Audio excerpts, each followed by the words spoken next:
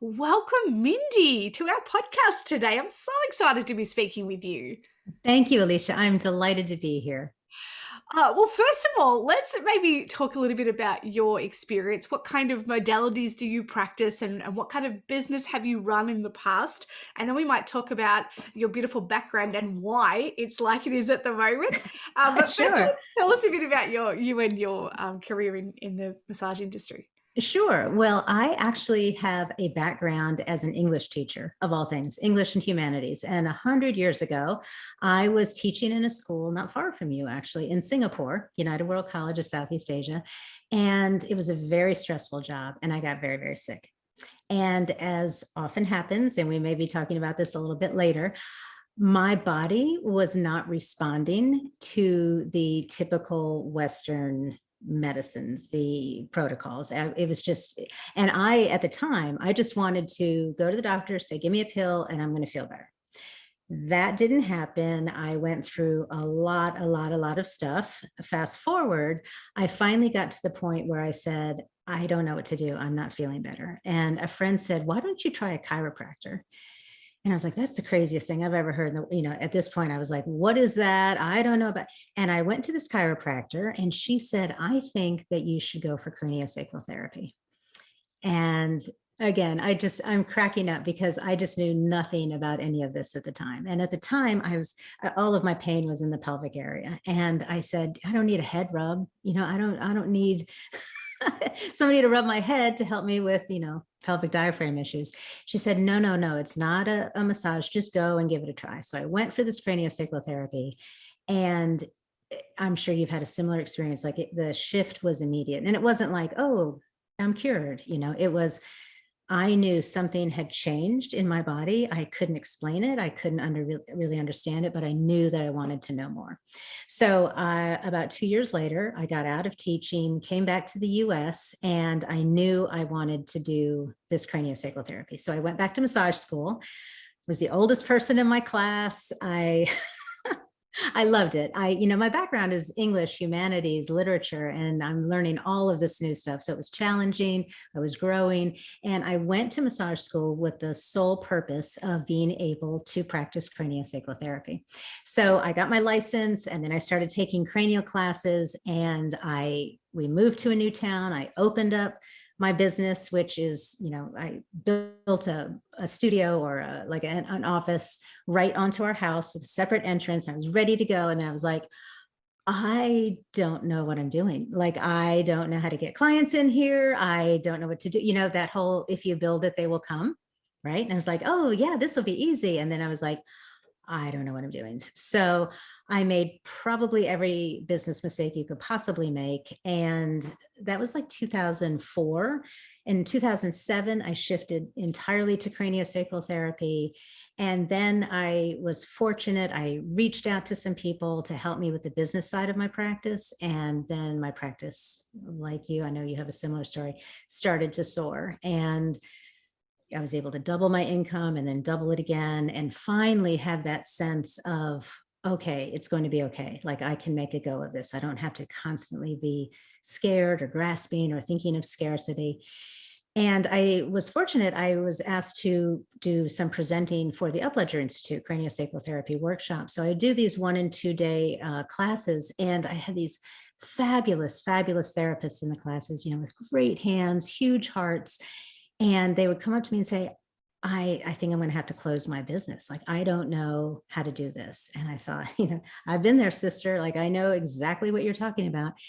And I started to think, you know what, if I could help other therapists keep their practices open, I could have a much more positive impact. So my practice was full. There was no more people who I could, facilitate their healing. But maybe if I helped these other people, these other practitioners, the ripples, it could go outward. So I then started doing online mentoring and coaching for any type of body worker. But I often say that I work with a lot of people who are solo practitioners who practice modalities that people can't pronounce. Right. Feldenkrais or craniosacral therapy or, whatever, but, all types of body workers, and folks who I work with who seem to resonate with my work, as I said, tend to be usually second or third career folks, people who want to have this business on their own.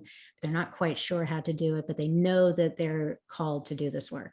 So it was a really long answer to a really short question. But it's a fantastic answer, which is why I'm just going to let you keep going, because the storytelling is fabulous. I love that. For those perhaps who are listening who are like, what is craniosacral therapy? Obviously, I know because I'm also a practitioner. However, could you explain a little bit about what is craniosacral therapy and what's it like to experience it as a... Sure.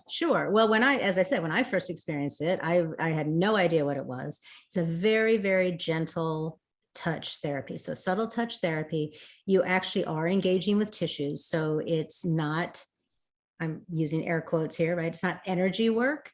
But I think all work is energy work on some level, even surgical interventions are energy work on some level, but you are engaging with the tissues. So in a nutshell, you are working with the fascia in the body to release restrictions so that the cerebrospinal fluid, which is that fluid around our brain and spinal cord, can flow more smoothly and evenly. And what ends up happening, the results of this work are often deep relaxation. It's very helpful for anxiety disorders. It's very helpful for headaches. Well, just like any work, right? Depending on what's going on in the body, chronic pain, chronic headaches, back injuries. And then there's a whole other, which we won't get into right now, unless you want to, we can.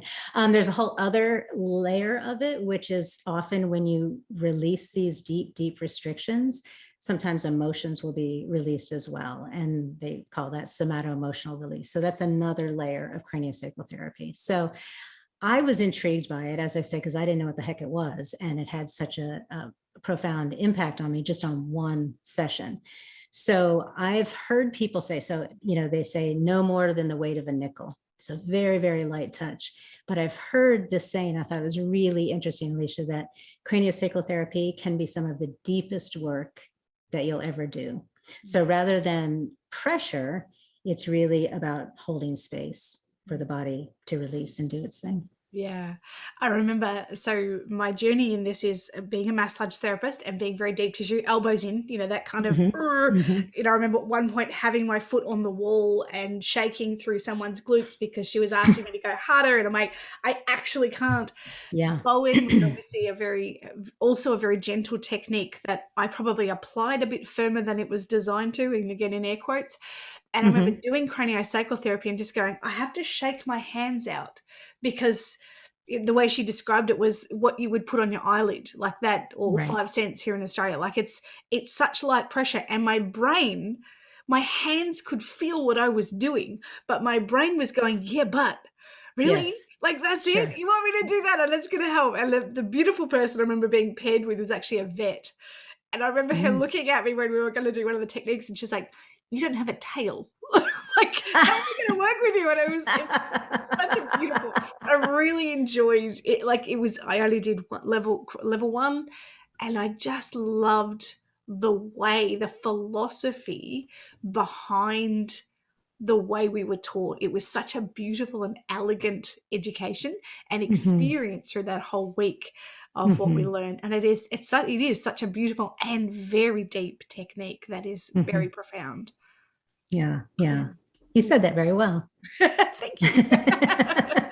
All right. So what was it like for you, thinking back to when you were in when things weren't as easy, when you have this amazing story and life experience, right? I've had this life-changing experience. I want to go change the world. I want everyone to experience it. And it's going to be amazing. And as you said, you open your doors and you're like, it is crickets chirping. There's nothing happening. And you're like, and there's that sense of, holy crap, I have to hold on to everything because it all feels wobbly. Yeah. What was it like for you to then pivot to doing life on your terms? Like, what was that like, that experience? Well, it actually, those two things actually coincided with one another. And I think part of it was because it was my second career. So when I was doing this, I was maybe 39, 40 years old. As I said, the oldest person in my massage class. Hello, right? And I knew that I wanted to do things differently. I had worked in a spa for a very short amount of time, and that was a fabulous education. And it taught me that there were certain ways that businesses were expected to run, and I didn't want to do them that way. So not only did I have this kind of chip on my shoulder of, okay, I want to do it my way, but I didn't know what I was doing. So I was like, as you said, crickets and tumbleweeds. I felt like those sandwich boards. I felt like I was walking up and down the street. Would anyone like a massage? Would anyone like? I didn't, but that's what I felt like I was doing. So because both of those things were happening at the same time, I wanted to do it my way, which was different than what we were taught that I would have to do. And when I went online, because I'm the queen of pull yourself up by your bootstraps and do it on your own. Like I can't ask for help or anything because, what would that mean? I got to do it all on my own. So I would go online and read, business advice, which, as you know, is often not tailored to the bodywork industry. So the stuff that they're telling you to do doesn't work, so I would try the things that they told me to do. Like, so here's a great example. So we moved to this new place. I built this office onto our house, and I knew no one. Like I knew the plumber who helped us, the people who helped us build it. I knew the real estate agent in our town, and she was having a Christmas party. So she was like, why don't you come? And I was like, oh, I could give away a free massage. Would that be okay? Oh, that'd be great. We have this raffle thing. Great. So embarrassed. I've shared this story before, but it's still like, as I'm looking at you, I'm like, this is so embarrassing. But I had read those things online, like, if you believe deeply enough, you can manifest anything, and you have to, and I was like, okay, so I'm going to take my credit card machine to this party, because people, who knows, they might want to sign up, and I'm going to visualize them signing up for a session and all of this, right? And at the time, do you remember these? They were like these giant clunky credit card machines. You put these like carbon paper. Yeah. Yes. Right. So I'm walking around at this like Christmas cocktail party, like everyone's very elegant. And I've got this like credit card machine underneath my arm, because like I'm going to say hi and they're going to go, oh, credit card machine. I'd love to sign up for a massage. I mean, it was just so out of reality. So it wasn't like I had a negative mindset. I didn't have the information that I needed. So, okay. So if we go back, like I'm completely clueless, I'm not quite sure what to do. And to be 100% honest, in the beginning for me, it was even hard for me to say I'm a massage therapist. Like I remember going in to a clothing store, and someone was helping me find clothes that I could wear. And she said, oh, what kind of work do you do? And I was like, because I hadn't had any clients yet. I hadn't, and I was just like, well, I'm, and of course, if you get into Cranio Sacral Therapy, people's eyes glaze over, right? So I was like, well, I'm doing this body work, and I just moved here, and I'm starting this new thing. And she was so kind and so excited for me. And she helped me find some clothes. And so then how did I shift it, right? How did I shift from going from there to, I remember coming home after this shopping experience and saying, you know what, that woman is basically my ideal client. I didn't call it that at the time, but I was like, that's somebody I'd love to work with. She's genuine and she is heart-centered, and I think she would love this work. So I put together just a little card, basically, that was like for a free 30-minute session. And with my shaky little hands, I went back to the store. She wasn't there that day. And I said, could I leave this for Pat? And they said, of course, of course. So and she called me, and she was so overcome with, that I would do something, in her words, that was that kind. And I was like, I just, I wanted to share this with you. And if that's something that you're interested in, great. If not, that's fine too. And she said, I would love to come in. She came in, and she was a client for 15 years or whatever. So no one online says, if someone in the store is nice to you, why don't you give them rights? But that felt good to me. That felt, again, I use the term heart-centered. It didn't feel like I was trying to get her to do something. Yeah. It felt like this is a genuine exchange of energy, of kindness. What I'm hearing in that is you had this idea of you wanted to do it differently, and not knowing what that was, but also not prepared to compromise until you did figure out what it was. Yeah. And then to be able to Yeah. go, I don't know what it is yet, but it's going to come. And when it does, to be able to realize that's how I want to do business. I want to do more business like that. Right, right. And I think you've touched on something really important with what you just said, Alicia. I've been thinking about this a lot. I'm traveling right now. As you and I were speaking before we hit record, and I've been talking with a lot of people and having some really interesting conversations. And something I've been thinking about is this balance that we all have in our lives, but certainly in our businesses as well. This balance between trying to make something happen and surrendering and allowing it to happen. And I've been thinking a lot about, like, where is that edge? Like, I couldn't just say, oh, I'm opening my business, I'm going to sit back and just surrender and wait for people to come, right? But at the same time, I'm a fool going to a Christmas party with that giant credit card machine under my, so I was like, I've been thinking a lot about where is that edge. And I think something that's been really helpful for me that might be helpful for your listeners as well is I like this idea of, okay, I'm going to show up for my life also, but for my business, I'm going to show up for my business every single day in my mind, in my heart, and I'm going to take a tiny baby step in the direction that I want to go. I don't have to make it all happen today. I don't have to call 20 people or, whatever it is. I'm going to take a teeny tiny step today. And if there's more that I feel good about doing, I'll do that. But I'm going to show up day after day after day after day, consistently taking these tiny steps forward. And then the really important part I have found, and then detaching from the outcomes.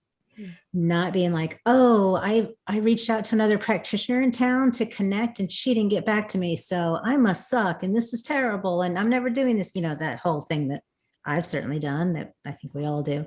But really just showing up, doing the work, and then my friend calls it letting the universe do its magic. You're smiling. Do you have a similar experience? Absolutely. Yeah. One of my mentors called it surrendered leadership. That when we just surrender to the truth of who we are, noticing what comes of that, as opposed to trying to be somebody or something that we're not, which is, another word for that I will often talk about is over-functioning pants.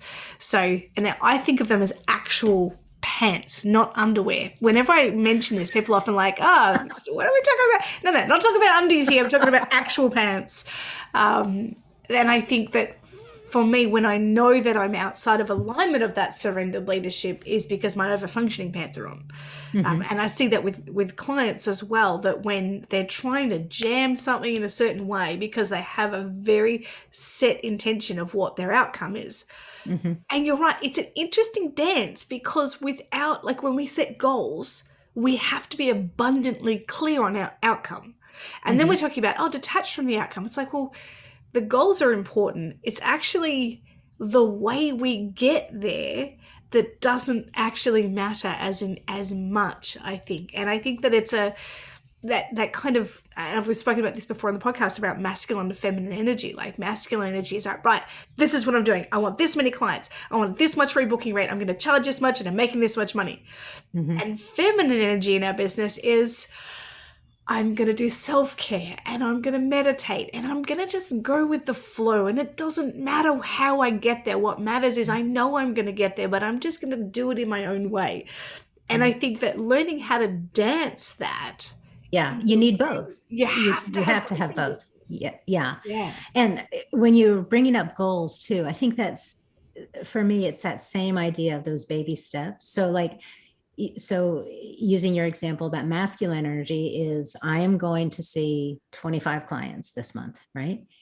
Well, what tiny baby steps are you taking each and every day to get toward that goal? So you have the outcome goal and you have the process goal. And those process goals, that's the journey, right? That's what we were talking about earlier. That's life. Like, that is growth, that is change, that is life, is how you're showing up and taking, like, take those baby steps forward, and those 25 clients will arrive, right?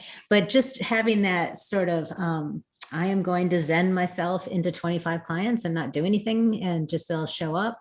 I have not found that to be a successful because I tried that because people told me that's what I should do, and I was just like, and they say like, feel your way into a successful business. I was like, how am I supposed to do that? I've never had a successful business. I don't know what it feels like, so yeah. Yeah. No, and it can be, when we have that advice from people that are sometimes just not helpful.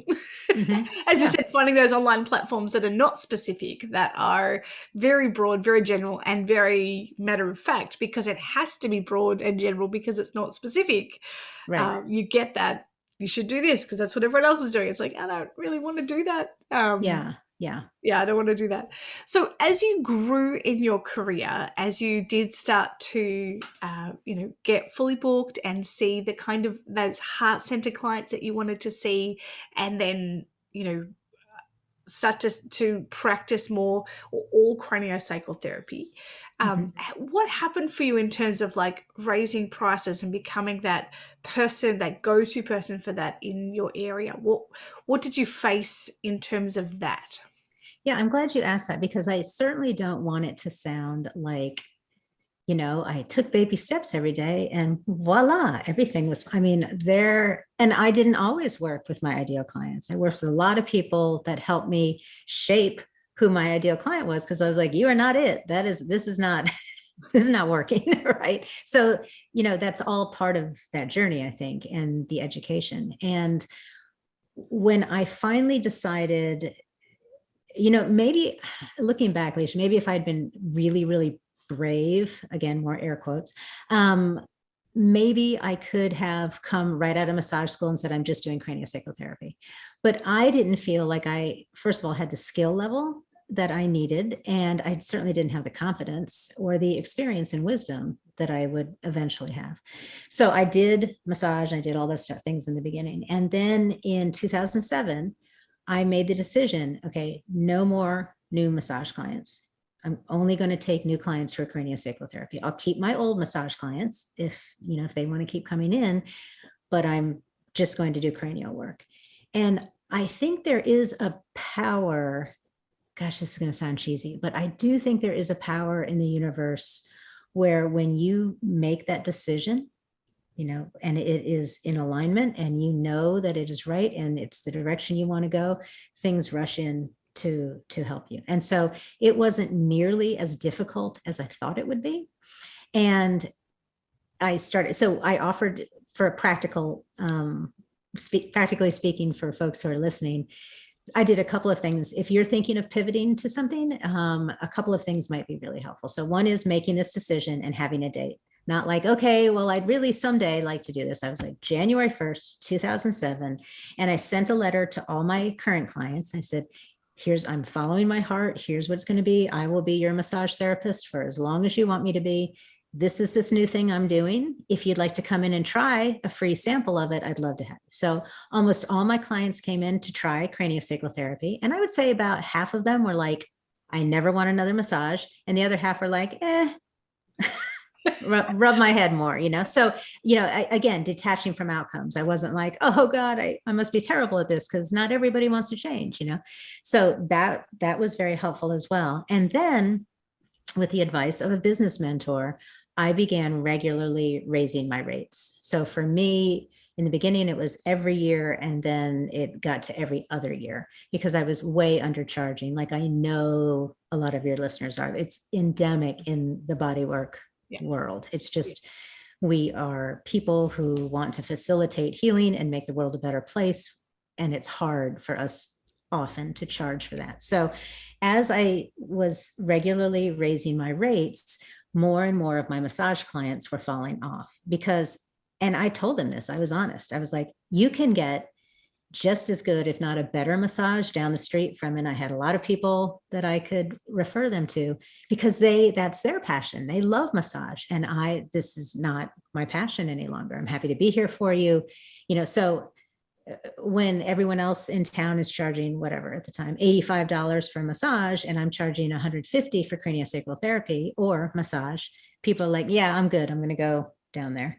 So those things were very helpful in making that pivot, making that transition there. And I gotta say, I never looked back. I wasn't like, oh, should I have done this? I was just like, I know this is right. It feels good. And I kept, of course, like we all do, but I kept really delving deeper into my studies, into anatomy, into, I didn't go broad. I don't know a lot of different modalities. I have tiny bits of experience with many, many modalities, but I went really deep rather than going broad, really deep in Cranio Sacral Therapy. Yeah.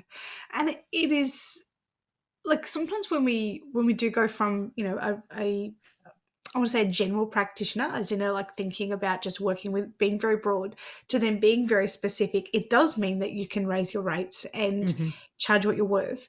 Mm-hmm. What were you charging and what did you get to? And what was it like to go from that? I call it a UTM or an undie tightening moment where we're like, I've got to, Oh you gosh. say Yeah. the first time, $100.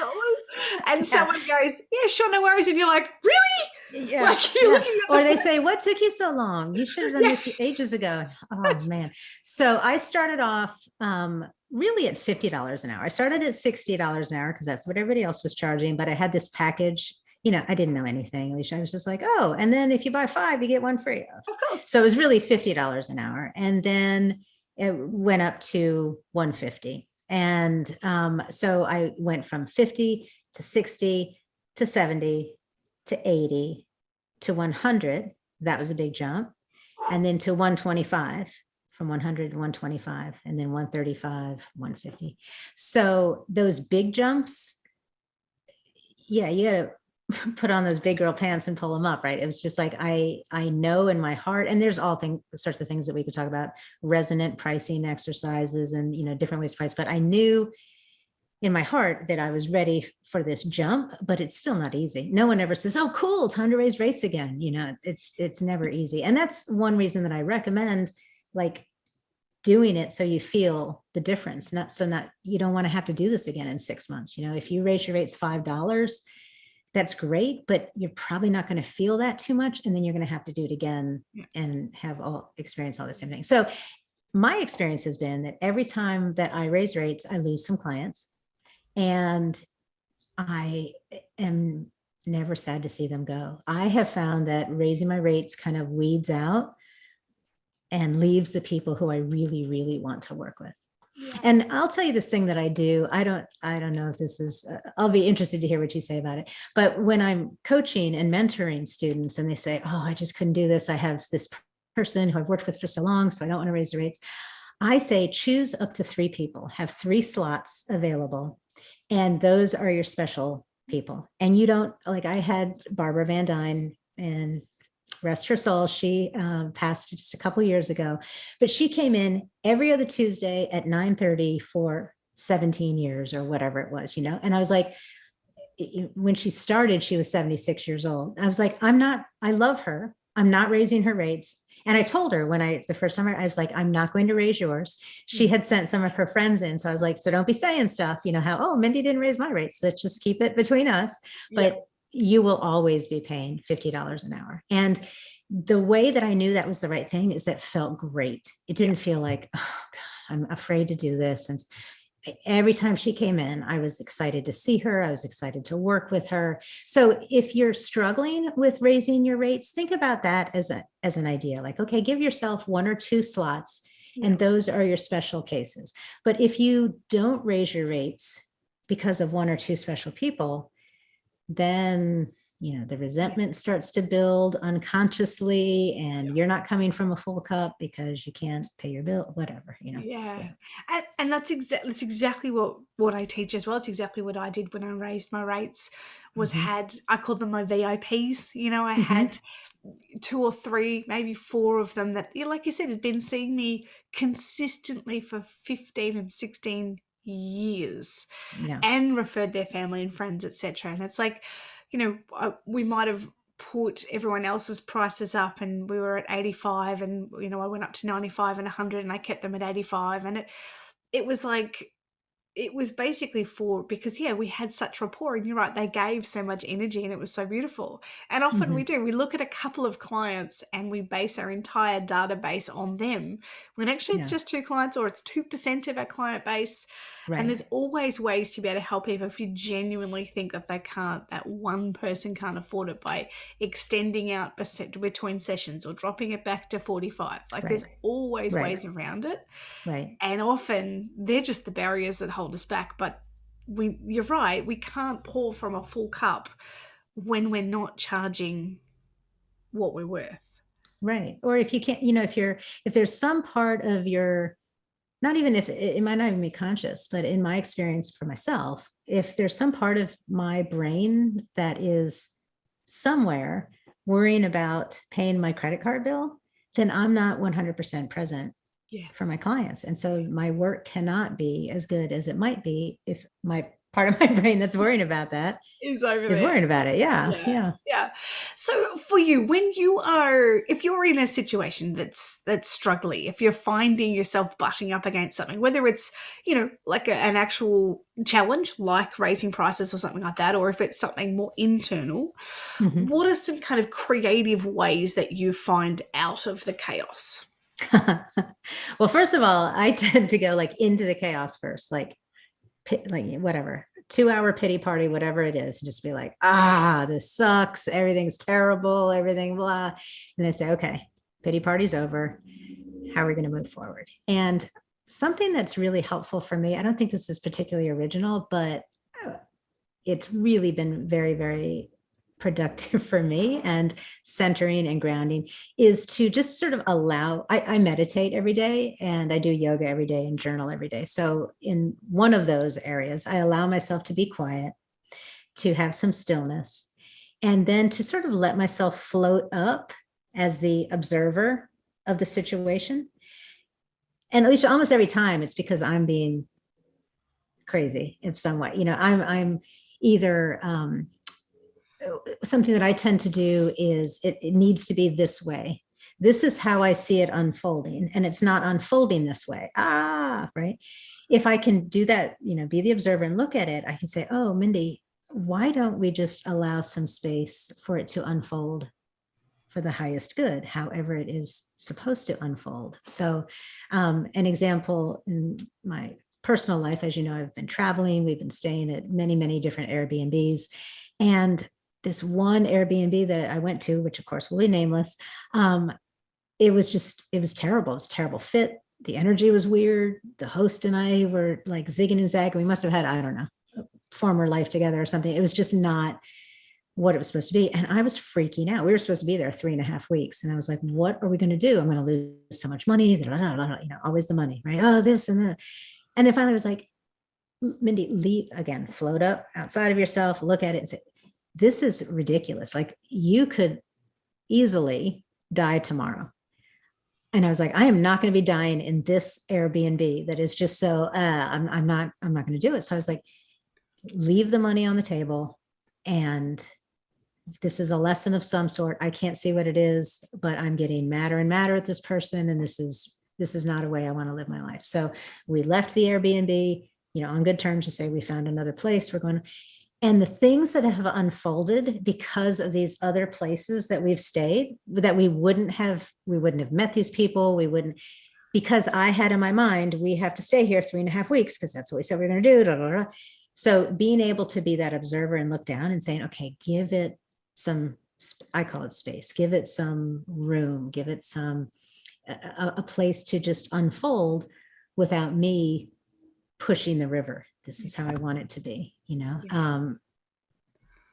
It's such a good example. It's such Is a it? good example, Okay. because you're right. So often we get so attached to the way we're going to do something, Mm-hmm. whether it's an Airbnb because we've already paid the money, or whether Mm-hmm. it's our prices and the way we've decided that we're going to be right about that, or whether it's the way we're going to market our business because we don't like Instagram, or I don't know, Mm-hmm. whatever the situation is, that fixed. The Mm-hmm. definition of suffering is the difference between where I am and where I think I should be. And I think when we Mm-hmm. have that, this is how it's meant to happen. Mhm. And we can surrender to that and go, and it's not happening like that, and I'm okay in that. That Right. is a Right. conscious decision to Mhm. be okay in that. Mhm. I think that And that's huge.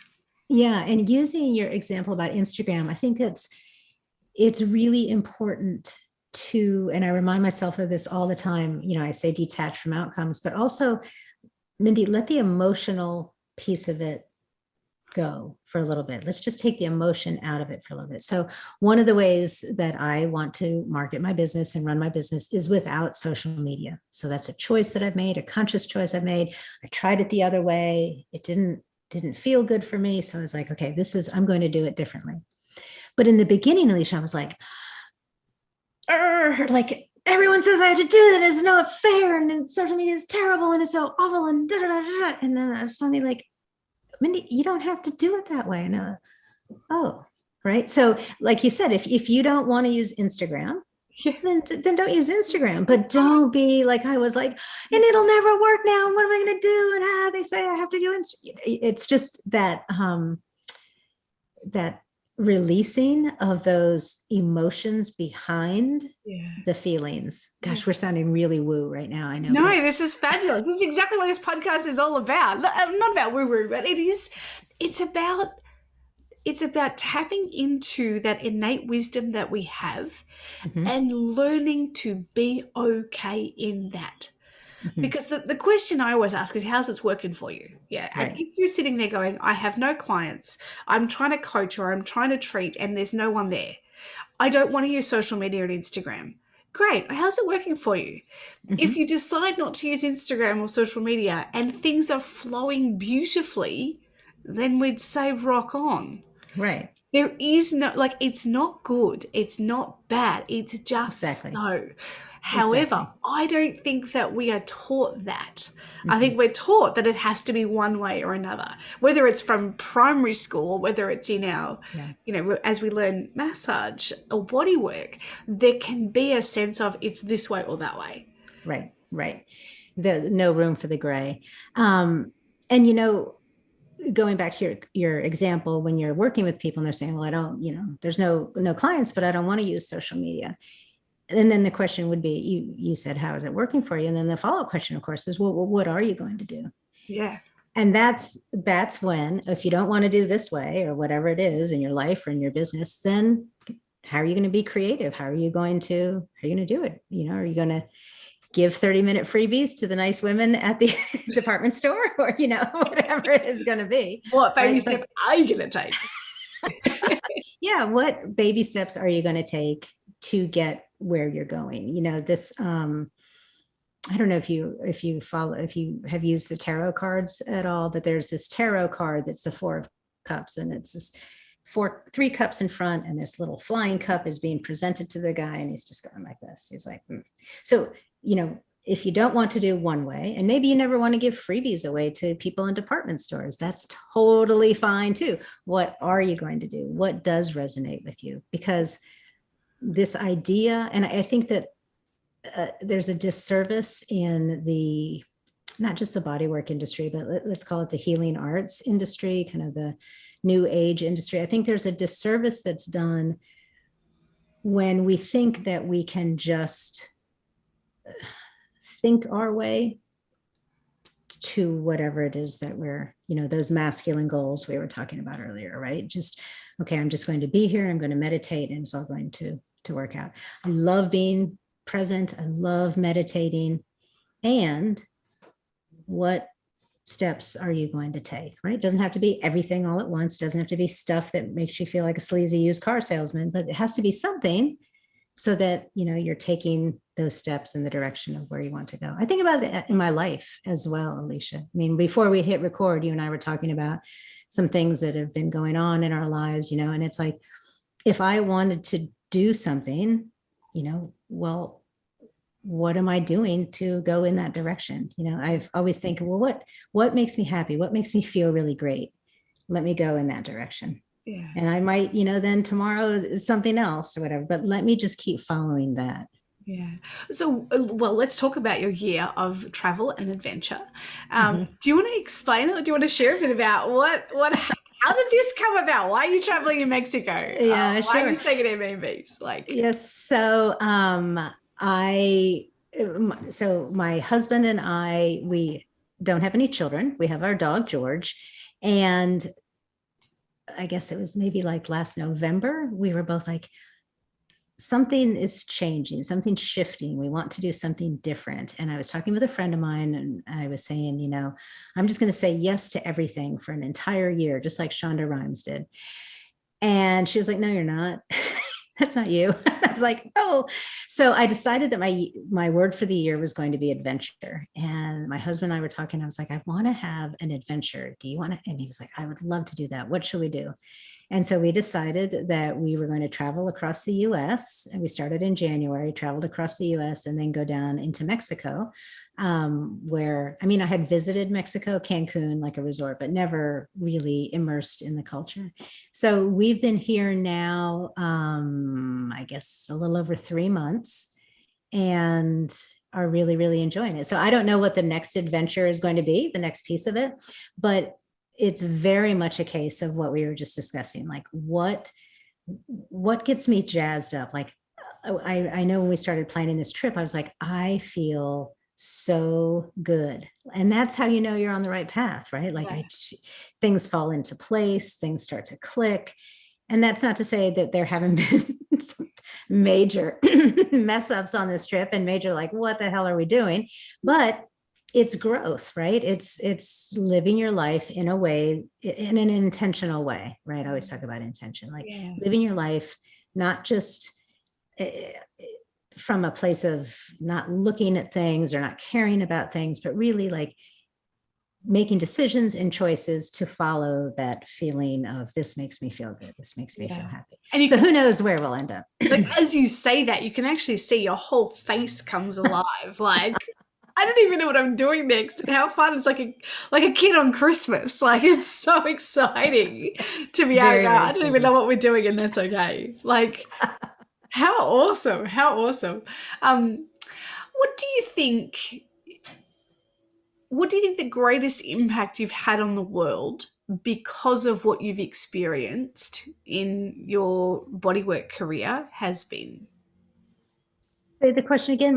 The biggest impact that I've had through my Yeah. career. Yeah, that you've had on the world because of the experiences you've had in your career.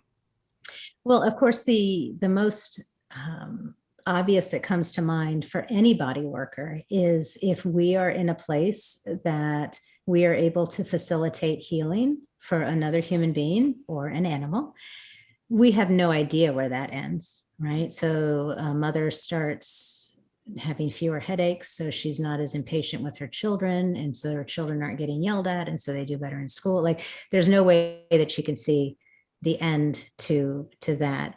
And for me, the important piece of that is coming from a place outside of ego. So it's not like, oh, look what I did. I helped this mom and now the world is a better place, right? But just being present and being neutral and allowing that healing, so people don't like that word, but allowing that journey or that process to happen for another human being or another animal. I think that none of us can know the impact that we've had, the extent of the impact that we've had.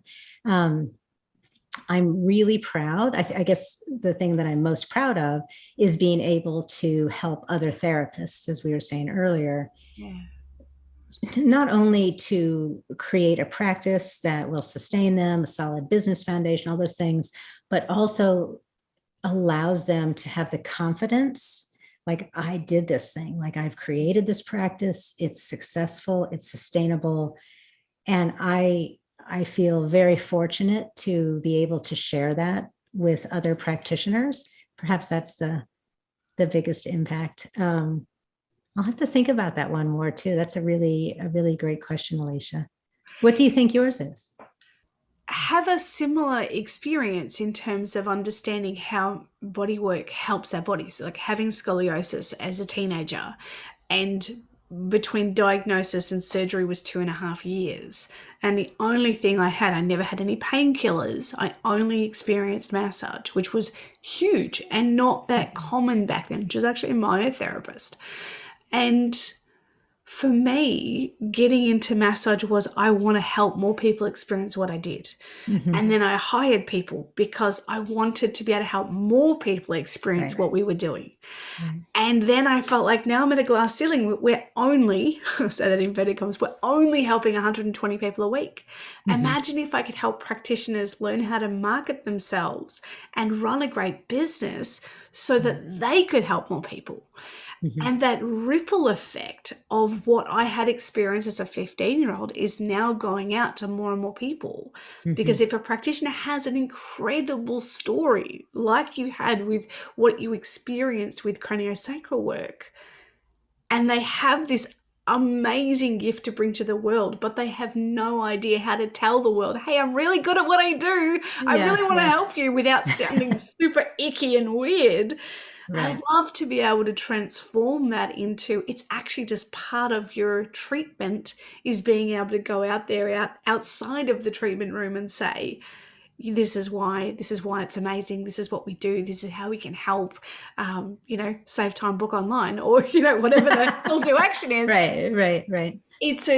I love to see that, because I know the power of bodywork on so many levels, and still to this day have regular treatments and have tried so many different modalities just to experience them. And I love to experience the heartbeat behind it as well. Like it's never the modality that I'm going in to see, it's the person behind it. And I love it. I love from people who have just graduated to veterans in the industry, and deep tissue to energetic, like the whole, I just love it all.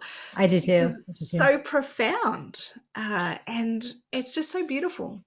That's something that's been really fun on this trip, is I've been getting body work in different areas. It's sort of like a secret shopper.